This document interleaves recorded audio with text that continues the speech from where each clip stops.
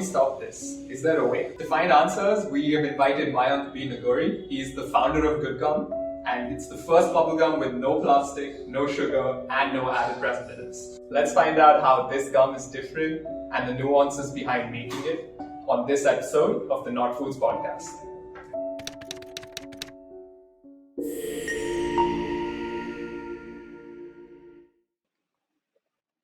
Hi, Mayank. Thank you for joining us on Not Talks today. Let's begin the podcast. Awesome. Thanks for having me on Of course. this. So for starters, I'd love to understand when exactly you started your sustainable chewing gum company and what exactly inspired you to do so. So this actually we started selling the product late March of 2022. But the idea has been in our mind, we're basically two co-founders, myself and my younger brother. So the idea has been in our mind since 2010, basically when our geography teacher told us that, chewing gums contain plastic as well. And this sort of plastic takes 10 times longer than regular plastic, carry bags take to decompose, right? So since carry bags or any other plastic products are essential, chewing gums were not. So, we've not been chewing gum from the past 10 years and we wanted to solve this problem somehow because, just the Indian consumer mindset, we tend to overlook this tiny problem. So that's been the journey, and after I've completed my masters, that's when I realized that maybe I should develop this product and launch it in the Indian market. So we've been selling from the past 3 months. Okay. So until I met you guys, I had no idea that chewing gum has plastic in it. So is this something that Yeah. the mass consumers know? How is this even allowed in India? So to be honest, I'll tell you a fact. We did a pilot test with about 200 family, friends of friends, like a peer group, and Okay. basically everybody didn't know that chewing gums were made of plastic. They just knew that chewing gum is chewing gum, and they didn't know Yeah. what it was made of. Okay. So the Indian consumer mindset, we tend to overlook the ingredients, and in the regular chewing gums, you'll probably see the first ingredient saying gum base, and people don't really we're not very inquisitive about what this gum base really is, but that Yeah. gum base is actually plastic. So Wow. it's a matter of educating the consumers, and I'm pretty sure they'll make the shift. Yeah, of course. I mean, I know that I would personally make that shift now that I know about it. Yeah. So just to ask you a bit more about that, can you tell me the long-term effects or the short-term effects like chewing gum like that consistently can have on a human body? So there's basically two problems that the chewing gum can pose. It's on the human body and on the environment. So I'll Right. start off with the human body. Obviously it's something that you're ingesting and you're chewing it in your oral cavity, right? So if you have cavities or if there are gaps in between your teeth, there's high possibility that this tiny amount of chewing gum gets stuck into or stuck in between those crevices, and that gets ingested in your body. So Right. over time, stats say that average human being consumes plastic worth of a single credit card by the end of Wow. each year. So imagine how much Okay. plastic is going into your stomach, right? And not just the plastic part, but even the regular chewing gums, they're made of artificial colors, flavors, sweeteners. So essentially, A to Z, every ingredient of a regular chewing gum is artificial. So the artificial sweeteners, they play with your mind. Artificial sweeteners are made in such a way that they happen to tweak your brain function in a particular format. I wouldn't want to touch upon it right now. So that's the overall problem that a human body could face with regular consumption of these regular chewing gums. And with respect to the environment, the way chewing gums are disposed, Yeah. it makes chewing gum irrecyclable because chewing gums are usually spat into a piece of paper and thrown into a dustbin. Right. So as long as there's a person manually taking that chewing gum out of that paper and recycling Yeah. it, there's no way that chewing gum is going to get recycled. Right. So, and also the way people dispose chewing gums, you see a lot of litter around, which are chewing gum spots. So chewing gums again are the second worst form of litter. First being cigarette butts, second being chewing gums. So countries like Singapore have already banned chewing gum because of what they do to public property. Right. So those are the two, issues that consumers or, just the human body and the environment face because of the regular chewing gums. Okay, that's incredible. So when, say, an average person throws it out into the ecosystem, I'm sure that it affects like all of our marine life and wildlife as well, right? Do you know like the average lifetime that a thrown chewing gum just stays in the environment? Because I'm very sure it's way past like your or my life expectancy, right? Yeah, absolutely. So what happens? What's more threatening is that with rain, with friction. So I'll give an example of a chewing gum stuck on a footpath. Mm-hmm. There's going to be rain. There's going to be people cycling over it. There's going to be people stepping over it. Right. So that plastic gets fragmented into microplastics, which end up into our water table, which end up into our air. Right. So of late, you might have read articles which say that microplastics were found in the human blood. Microplastics were found in the lungs. So there's only one way that microplastics can enter your system, and that could be either by breath or by consuming Okay. it. So you're polluting our water, and it's polluting our air as well. So again, it seems like a tiny problem, but when that fragments into microplastics, you really can't see where all it is going to attack you from. Of course, yeah. So could you explain a bit about just the manufacturing processes behind like how traditional gums are made and how you guys are different? So traditional chewing gums, like I mentioned, the ingredients, the base ingredients are, they share the same ingredients as tires, glue, plastic bottles. They have exactly the same ingredients, apart from artificial colors, flavors, etc. What makes us stand apart is, we made a chewing gum with a special tree sap. So we have a particular tree which of which we slice the bark off, and it gives out a sap, and this sap is what we process with natural sweeteners like stevia and xylitol. We use natural flavor extract like natural peppermint oil, and we use natural colors to make this chewing gum. So we are India's first again to use this sort of a tree sap, and if when disposed, when our chewing gum is disposed into regular soil, it just disintegrates within 5 to 6 months. Wow, that's incredible.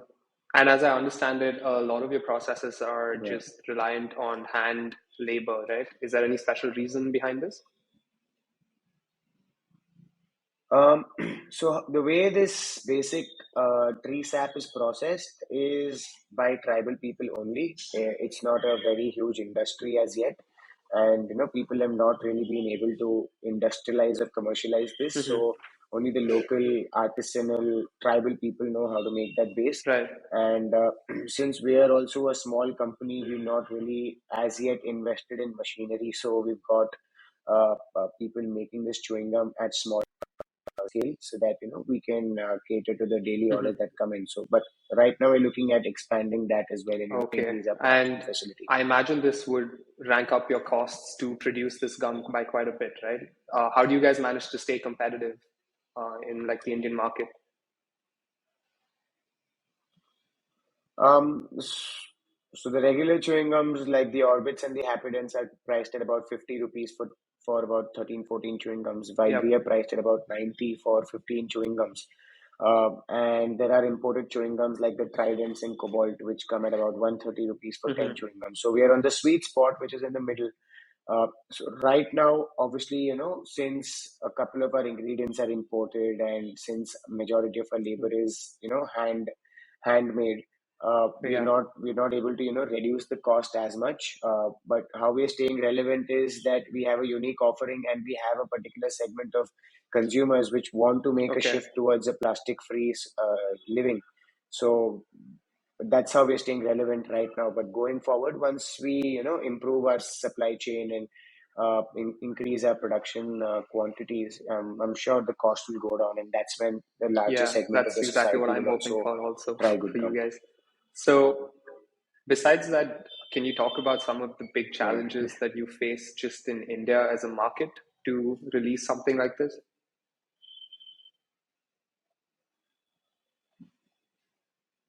Um, the major problem we face is customer acquisition. It's very difficult to find Hmm.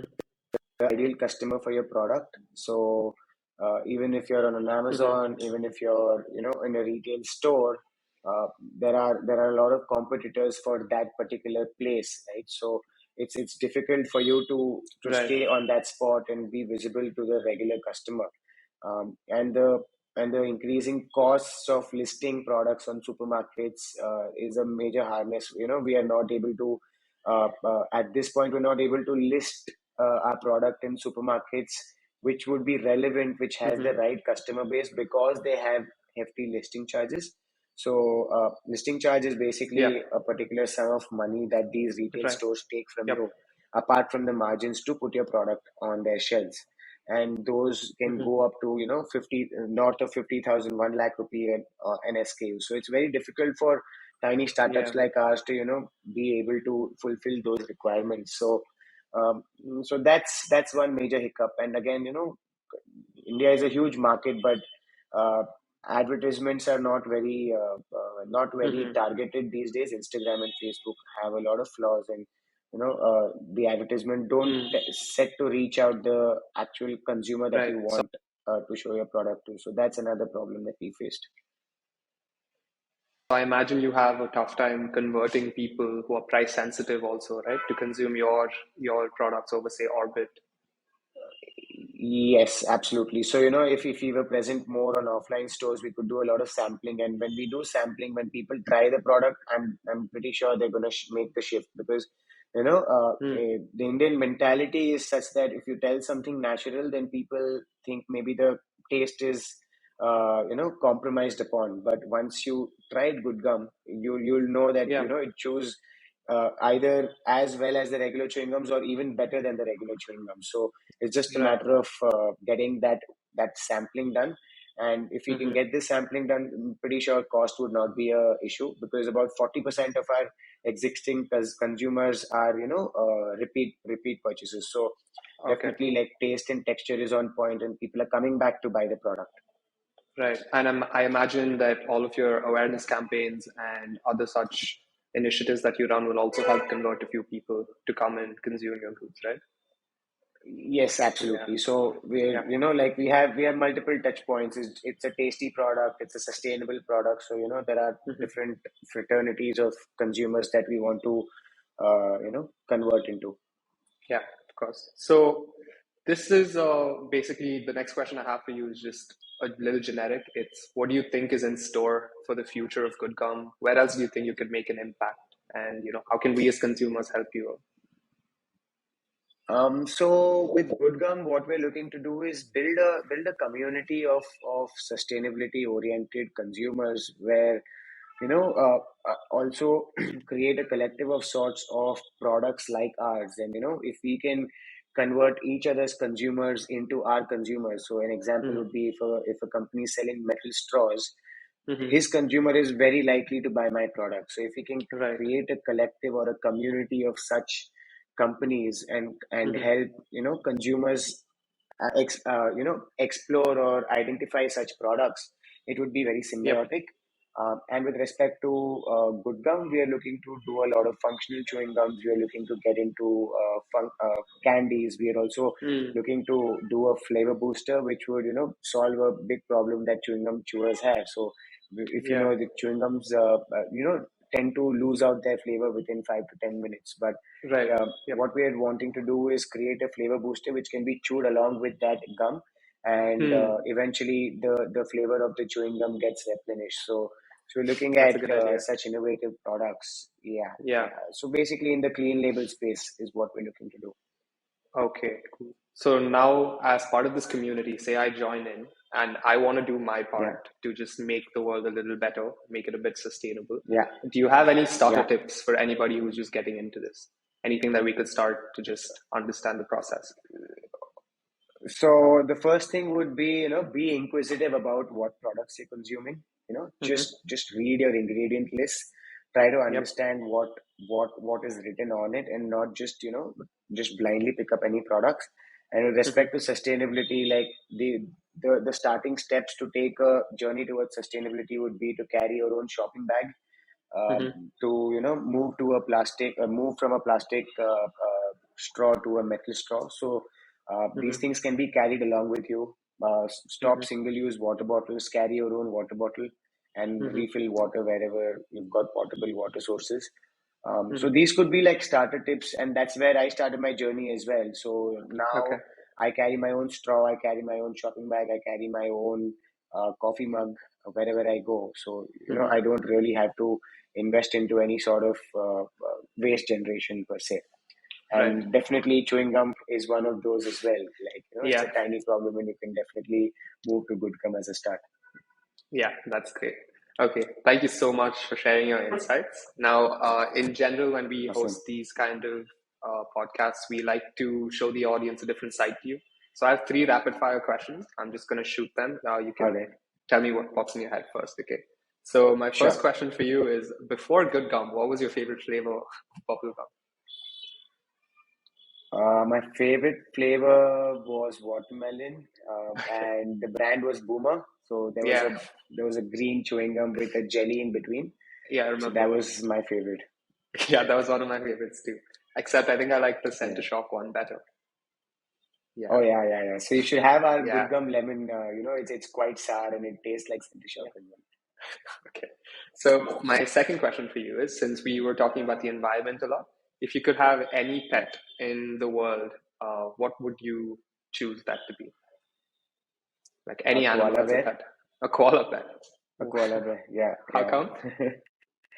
I mean, it's always in such a zen mode. These guys are so slow and they're so content. Yeah, You just look at them and they radiate happiness. So yeah, so that's the sort of pet you'd want, right? yeah. That's a good choice. Okay, cool. Yeah. So my last question for you would be, if you could change one thing about the world today, regardless, except for the gum, of course, what would you change immediately? What I would change is good question. I mean, I would just completely finish off all the petrol and diesel reserves in the whole world so that everybody moves to a electric vehicle. Yeah, that's a good one. Do you drive an electric vehicle yourself? Yeah, Yeah. Okay. Awesome. yeah. I have an electric bike and a car. Yeah, Okay. Awesome. So that's all I had for the rapid fire. Thank you so much for telling us awesome, about gum, and hopefully, fantastic, I'm looking forward to more people consuming this product. Yeah. awesome. Thanks, Likewise, Mike. thanks for having me again. Of course. Thank Thank you. you.